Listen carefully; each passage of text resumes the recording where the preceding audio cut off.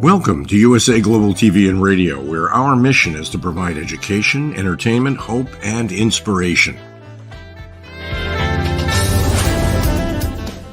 USA Global TV and Radio connects you with experts and audiences all around the world every single day to help you succeed in business and to live a richer life. Visit us at usaglobaltv.com to learn about career and life-changing training and mentoring programs like the Listening Mentor. Subscribe to our newsletter to stay informed about our special programs and offers. Discover how you can become a guest on one of our shows or a host or producer of a USA Global TV and Radio show of your very own. That's USA Global TV and Radio, where the doctor is always in.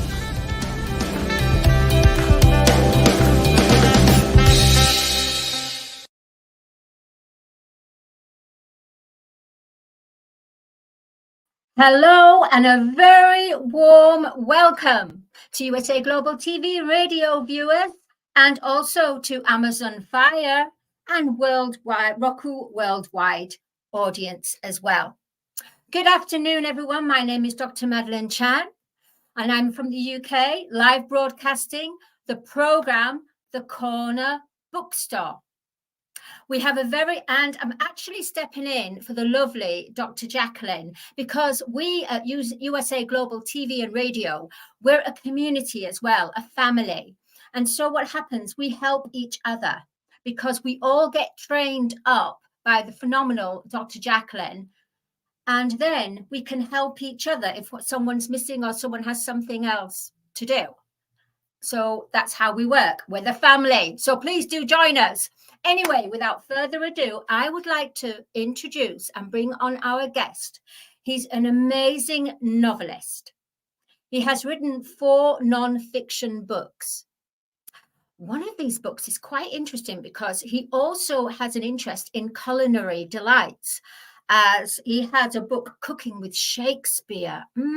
What is that all about? I wonder.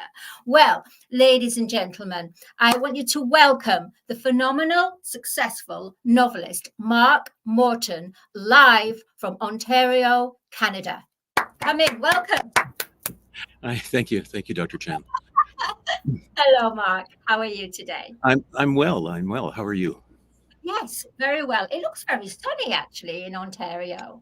It's a little overcast, but it's a beautiful day. Yeah. Well, you certainly do look relaxed anyway, and so you should do. Can you tell our viewers a little bit about yourself in about 2 to 3 minutes, something? Sure. Yeah. I was born on a very small farm in Saskatchewan, which is the middle of Canada, the Prairie provinces. And then I went to the University of Toronto and I did a PhD in 16th century English literature. And I taught that for a while at a few different universities, including one in the south of France. That was nice. And then I started writing nonfiction books because I had always been interested in word origins and history and things like that. So the first couple of my books were about the origins of words. Specifically, one was about the origins of food words. And then another one was about the origins of words having to do with love and sex.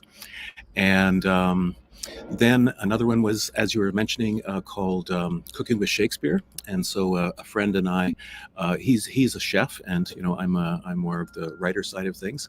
And so we did a lot of research on 16th century English or food from England, and including about 200 recipes and a lot about the different aspects of food culture in that era.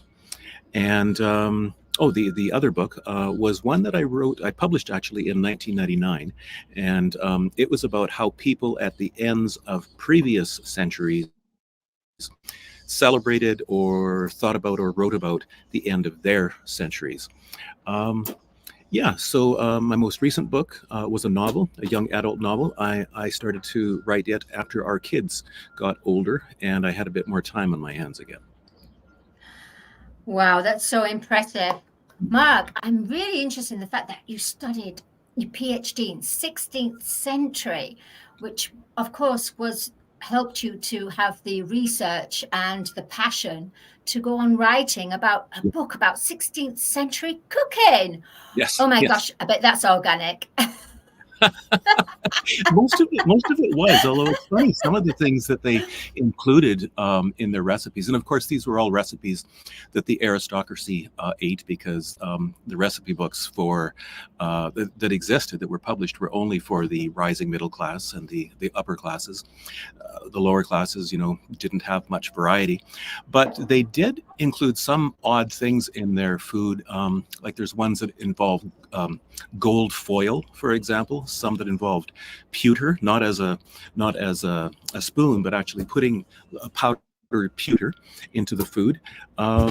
Ostriches, things like that. So it was a lot of fun to research and make some of these recipes. We didn't make the recipe for ostrich, nor did we make the one for sparrow pie or eels. I drew the line at eels. But some of the other recipes were really quite good. There was one about you boil a chicken and you fill the cavity of the chicken as it's boiling with asparagus, and then you put in lots and lots and lots of mace. And it didn't sound very good on the page, but when we made it, it was actually quite good. Well, I'm a vegetarian, so if you could find a variation of a vegetarian chicken or some kind of variant, that will be great. But of course, it sounds absolutely delicious. And the fact that you and your partner, you experimented with the different culinary delights of Shakespeare or of 16th century cooking. Yep. How wonderful is that? Yeah. But well, I'd like to go on about Mark, about you have written 4 books of nonfiction, one of which won the Alexander Isbister. Oh, is it Isbister? I apologize if I'm not. No, that's correct. That's the correct. Alexander Isbister Award. Can you tell our viewers exactly what the book was about and why it was awarded this prestigious award? Sure. As I was mentioning, the first book I wrote was about the origins of food words, and it did quite well. Sold a good number and got enthusiastic reviews. And then after that, I thought, okay, what else would be of interest to people in terms of language and word origins? And I thought, well, what about one about sports words? And I thought, I don't really know that much about sports, but I ended up doing this one about the origins of words pertaining to love and sex. And so I researched that for a couple of years. And that's the one that when it was published, it did win that award. Part of it was timing. I have to say that I was kind of lucky, because at about the time that I was beginning to research these words about word origins, that's when the Oxford English Dictionary first became available on CD. And so it suddenly became possible to do searches of the Oxford English Dictionary, which would have taken months and months before, trying to do all the cross references and things like that. So I made good use of the technology that was becoming available. And it was that book was called, in Canada and the USA, it was called The Lover's Tongue, a Merry Romp Through the Language of Love and Sex. And then it was purchased by another publisher in the United Kingdom, and they changed the title to just Dirty Words, The Story of Sex Talk. And I thought, well, they probably know their market better there than I do, so I was fine with that. So that's how that book is published, or what it's called in the UK.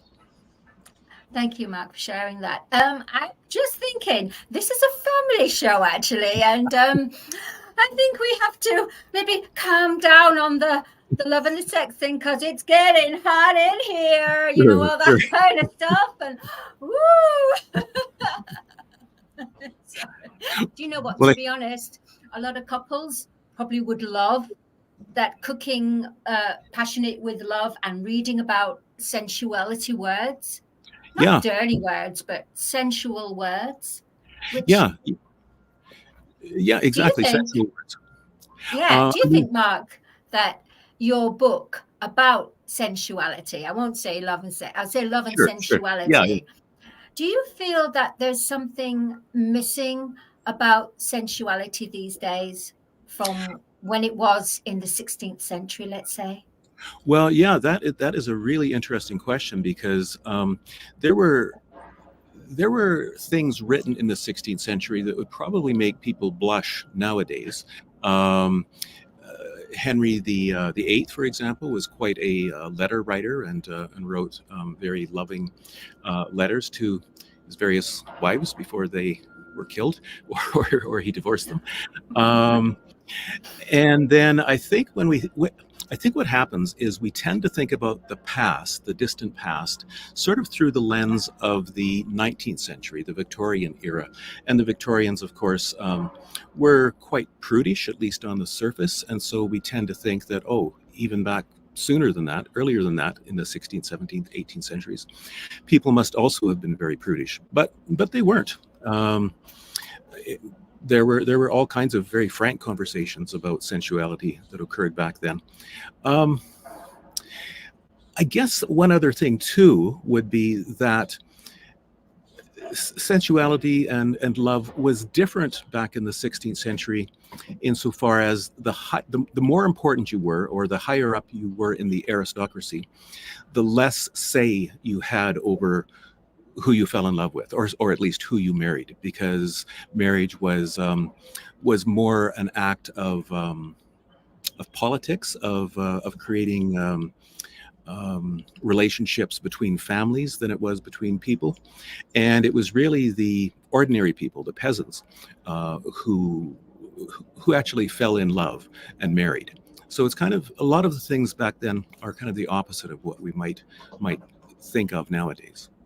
Yes, I mean, it makes perfect sense what you're saying, because all the minstrels and the artisans came and who courted ladies of high aristocracy. They came from poor backgrounds.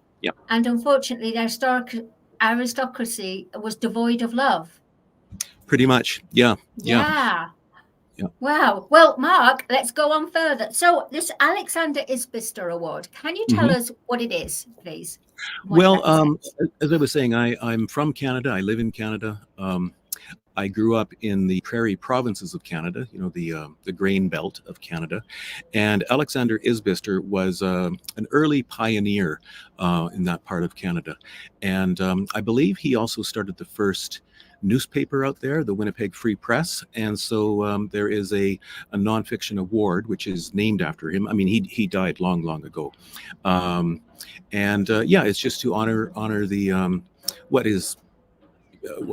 the judges, I guess, deemed to be the best book of nonfiction published in that year by someone from that part of Canada. And as I said, I'm no longer living there. I'm in the south. I'm in the south part of Ontario, but I certainly miss that part of Canada. I think I will always be a prairie boy at heart.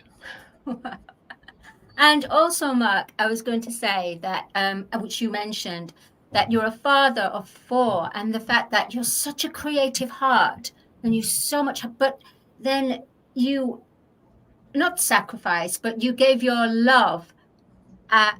So can you tell the viewers how you juggle being a father and your creative heart? Yeah, it was a challenge, that's for sure. Like, my wife and I adopted all 4 of our kids when they were older children. The twins were 8, and then 9 and 10 for the elder 2. I mean, children who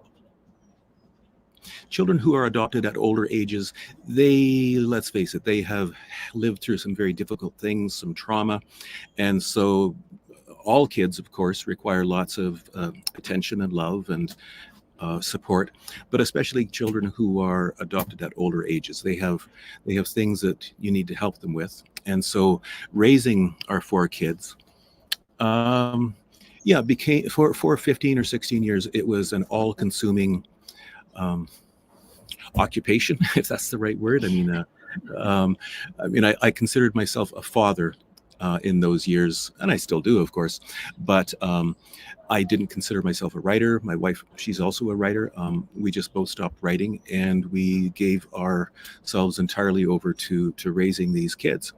And after they were older, as I think I was saying, then I sat back and I thought, well, I don't really want to write nonfiction anymore because, one of the things when you're raising kids, of course, is you read a lot to them and with them. And so I decided, well, I'm going to try to write a young adult novel. And so that's what I did. I wrote a young adult novel called The Headmasters. It's set in Northern Ontario, in the middle of the Canadian Shield, or it's also called the Precambrian Shield, very rocky trees and lakes everywhere.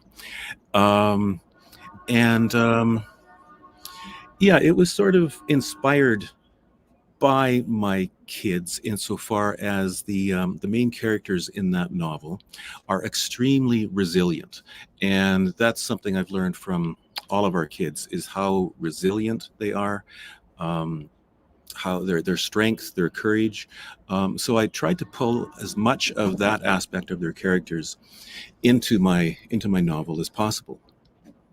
Is it it sounds really interesting, and I have to buy that, and viewers, the link was on there as you were speaking anyway, for them to buy The Headmasters. Is it something like Harry Potter? Well, again, I read the Harry Potter novels with my children, and it seems to me that as the Harry Potter novels went along, they became more mature. So I would say that my novel is more on the mature end of things.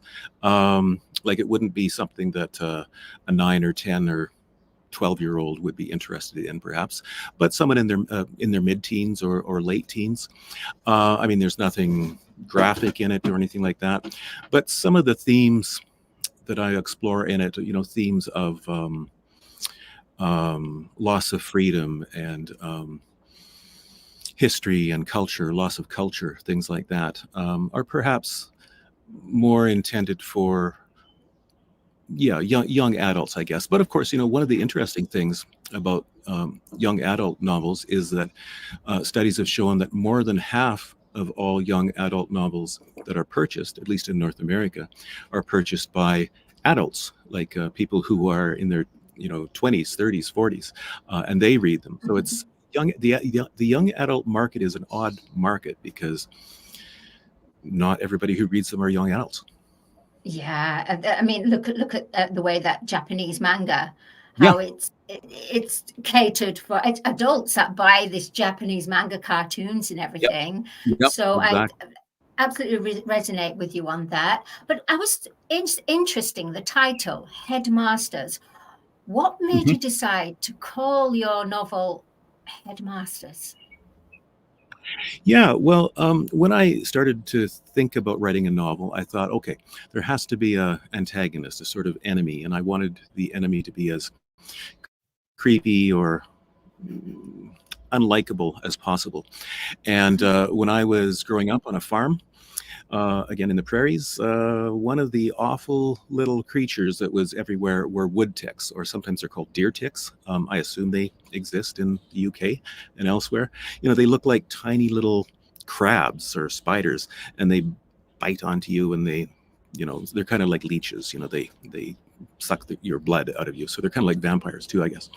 So I thought, okay, I'm gonna base the oppressors in my novel on wood ticks, and so I made them plate size, so they're much bigger, and they attach themselves to people, and then what they do is for about 18 hours a day, they're able to control people, control their thinking, control their actions, and then there's about 6 hours per day when humans kind of recover themselves again. This has been going on for 60 years, and it just seems like it's impossible that the humans are going to be able to fight back, because one of the things is that if a human even thinks about trying to fight back or get rid of his or her or their headmaster, the headmaster will sense this and they will kill them there on the spot. So finally what happens is there's the protagonist, her name is Maple. I called her that, because it's set in Canada. We have the maple leaf. And she starts to be able to draw upon some memories that belong to her grandmother, because one of the things that happens with these headmasters is they get passed from one person to the next generation. And so she's able to access some of her grandmother's memories and use that in order to launch a kind of attempted coup of the Headmasters.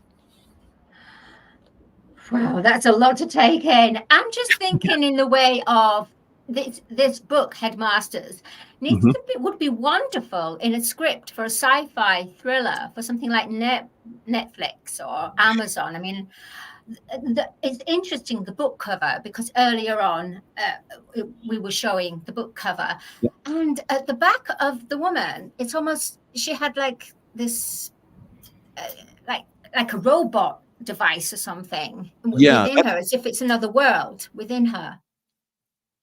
Yeah, that's one of the Headmasters, more of a creature than a, there we are. And you can sort of see the pincers or something like that. So yeah, I can see how it does look a little robotic, but it's an organic thing, not a mechanical thing. Right. Oh, sorry, I got just so enthralled in it. It's almost like I was sucked into that Headmaster. Sorry. With me being a creative as well, I always yeah. No. And you know what's interesting about the cover is we were starting to think, the publisher and I were starting to think about a cover just around the same time that artificial intelligence was really coming to the fore, a year and a half or so ago. And I cannot draw, I cannot paint, I have no visual acuity whatsoever. But I went into AI, into not ChatGPT, what's the other one? DALL-E, I think it's called. And I said, generate some sort of creepy looking wood tick type creature on the back of someone. And so it did. And those I then gave to the publisher, who gave to the designer, and the designer kind of used them as inspiration. So it didn't use the actual AI generated images, but used them as inspiration. And it's made me think, a lot of people are very concerned about AI, about artificial intelligence. I am too, to be honest. I'm very concerned actually about what's going to be the future of it. But at the same time, I can see that it's very powerful it has a lot of potential to really help humans, in all kinds of fields, from medicine to the arts to everything. So I hope the best comes from it, but I fear that it might cause us trouble too. Yes, it certainly makes sense in that way. I mean, with AI, we've got to have an understanding and be friends with it, don't we? And in your book, Headmasters, I'm sorry I'm focusing on Headmasters, but I really feel there's something really, especially about the other books, but there's something about this one that is especially related to these times. Yes, I think you're right. And I did have that in the back of my head. Like the situation as I described it, the plot of the novel, it's this community of humans, and they are utterly oppressed, and they feel hopeless. They feel they will never be able to recover themselves or free themselves. And what I was thinking in the back of my head as I was writing the novel is, there's so many people, so many communities now in which people feel like that. And these might be people, young people in inner cities in North America and Canada, people in war zones, people who are refugees. In Canada, we have an awful history of treating Indigenous peoples poorly, and a certain amount of despair resulted because of that within Indigenous communities. So I wanted to write something which kind of resonated with those realities of feeling like you are in an absolutely hopeless situation, but I also wanted to suggest there's a way out. And in the novel, and I think in real life too, the way out is to stay conscious of our past, of our culture. So again, with regard to Canada, it's needful for Indigenous culture to be recovered. In so many Indigenous communities, that was lost, that was taken away. But if we don't have culture, if we don't have a sense of our past, then we don't really have a sense of our individual identities either. So I think looking to the past is really important for helping us find our way into the future. That's words of wisdom for the wonderful novelist Mark Morton. Wow. I mean, this is such a beautiful interview. I'd like to go on moving a little bit forward, Mark, in the way that, do you think these days, here we go. We've got Cupboard Love. Yep. Here we've got, and Cooking with Shakespeare, the closing words of the Millennium. Oh, and then the Lover's Tongue, which we will not speak. We will not talk of the Lover's Tongue on this family channel.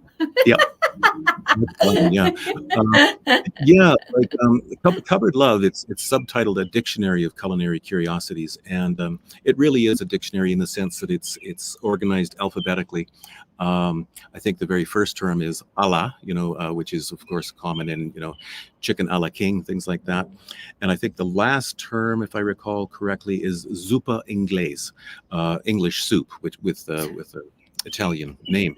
And in between are about 1,000 food terms and cooking terms. Some of them are pretty easy to understand, like the word sauté, for example, when you're frying something. Is that French? It's French. Is it French? And it comes, it's French, and it comes from the French word for to jump. And that word is also apparent in the English word somersault, the SAULT at the end of that. That comes from the same source. Another word maybe would be, just to give you an example, how about this one? This word might not be known to non-Canadians, but the word bannock, do you know that word? I haven't come across that, no. Okay, it's bannock, BANNOCK is how it's usually spelled. And it's a kind of fried bread. And it was a bread that was eaten by the early fur traders who came to Canada. And it almost sounds like it might be an indigenous word, a word taken from Cree or Haudenosaunee or Algonquin, something like that. But it's not. I mean, I was really, really surprised to learn that it's actually Latin in origin, and it comes from the vulgar Latin, and vulgar as in the common Latin spoken by ordinary people, not by Cicero and so on. Comes from the vulgar Latin term panicum, which means bread, just like in the French word pain. You can still see that origin there. So panicum entered English, and then sound changes always happen, especially in cultures that are more oral in nature rather than written. And so panicum became bannicum, which then got shortened to bannock. So I just find word origins to be fascinating, because they're kind of like discovering a connection to someone that you didn't know that you have. Like discovering that my neighbor, perhaps we share an ancestor in common or something like that. It's this hidden layer of language that is behind almost every word. I was going to say in the English language, but in every language, and we often forget about it, or we're often not aware of it.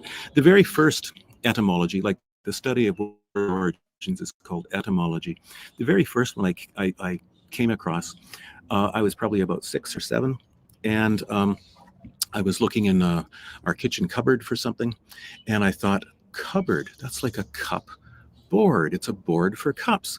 And I was just astonished that was the origin of the word cupboard. It's a good example too, because we don't pronounce it anymore, cupboard. I mean, I'm going to look in the cupboard, we call it cupboard, even though there's still a P in there. So I still love word origins. And I think, I mentioned the Oxford English Dictionary a few minutes ago, and I think that is one of the greatest gifts to humanity. I think it's the most extensive historical dictionary that exists in the world, and to think that it was done before computers. It was done before computers. Of course it was. Wow. The amount of knowledge you have, Mark, and the way that you're so passionate about word origins and syllables and pronounced syllables and non-pronounced syllables and origins of words from different countries. Do you educate the younger generation on this? Because I don't know about you, but don't you feel that the younger generation have strayed away from books and more about online stuff, their social Yeah, media? I think so. Like, I'm not teaching in a university right now. I'm working at a university. I'm working in a teaching center, but I used to teach undergraduate and graduate courses, and I felt like there's like 10% of the students who will do well no matter what. They're just really keen. They know how to study. They've got all kinds of meta learning abilities. There's another 10%, let's say, that just aren't ready for university yet. They might be, in a couple of years. And then in the middle, you've got that 80%. And that's sort of the 80% that I think instructors need to target, because if you teach them well, they can do well. And if you don't teach them well, they won't learn very well. And I do think that social media makes that harder because, well, I mean, I'm going to refer to TikTok. I do like TikTok. I like going on TikTok and finding little videos about dogs and animals and things like that. But at the same time, I mean, the average TikTok is 20 seconds long or something like that.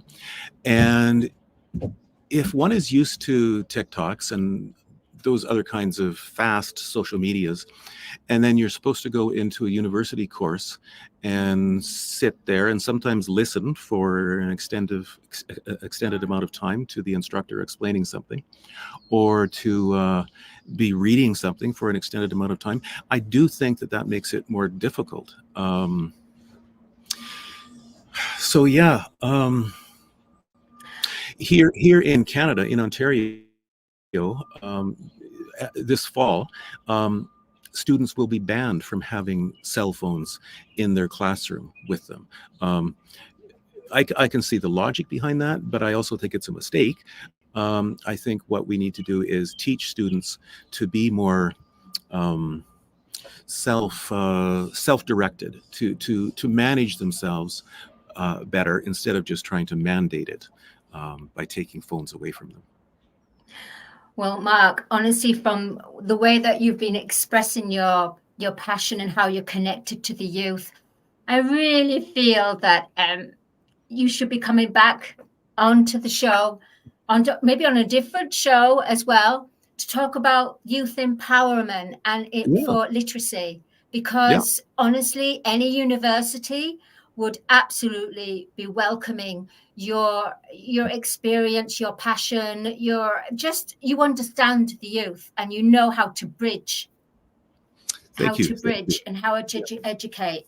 And I just want to say, Mark, can you share with the audience what you'd like them to take away from today's interview? Yeah, like, I'm supposed to be here talking about my my book, The Headmasters, and I'm glad to do that. But really, I think it's far more important just to think about how we can help one another as humans.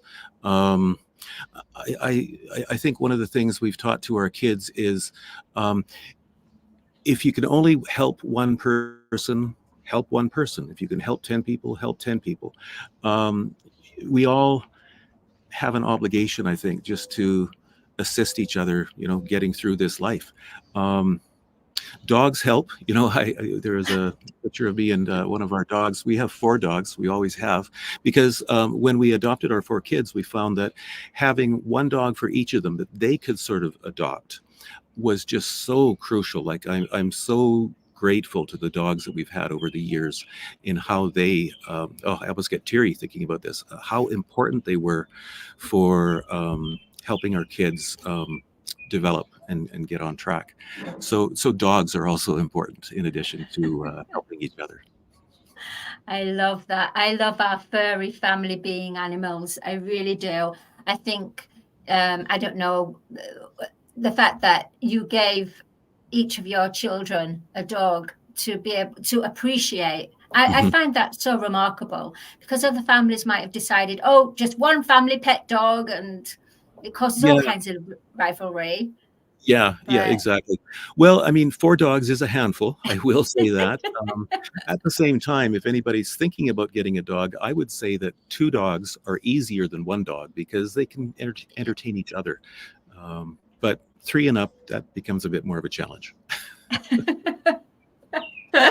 oh my goodness, that's amazing. I was going to say, Mark, with your books, The Cupboard Love, Mhm. the Julia Child Award Yeah, nomination, can yeah, you explain what the Julia Child Award yeah. is going to So be? I'm sure everyone knows who Julia Child was.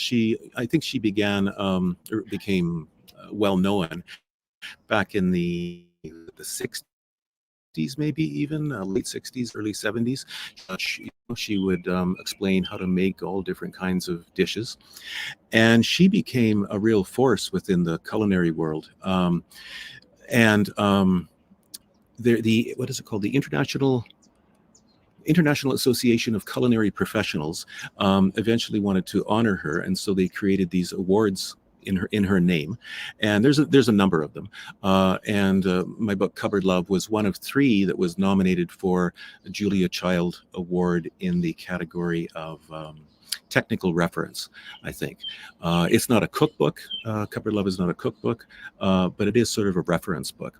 And I really, I kicked myself because when it was nominated, I had the opportunity to go to New York and I could have met Julia Child, and I didn't. I don't know why I didn't, but I so regret doing that. So maybe that's another thing to take away from whatever I have to say. Or maybe, Mark, the fact that you will magnetize, you will attract Julia Childs to you. You might meet her later on. Who Yeah, knows? Maybe yeah, on a talk or something, or a workshop that you do, yeah. or signing your new Well, book and someday. there's so many great people on TV and Netflix now that have cooking shows and shows about food culture. I mean, it's a real banquet, if I can say that, of food shows right now. Do you know what would be really nice and interesting, Mark? Because we're a family of, you would say, of a community, and we all bring new ideas and innovation of new programs. I really sense that you and your lovely wife should have your own cooking program, Cooking with Love, 16th Cooking century with love. style, Yeah, dressed yeah. up in the attire as In, it was. in the I can period costume. see in the Yeah, period costume. I can yeah. see that. Well, yeah, and we could probably start. I mean, there are a lot of foods in pretty much every culture that are considered like fertility foods. Like oysters in Oh. North American culture or European culture, but every culture, African, indigenous, they all have foods that are considered to be aphrodisiacs.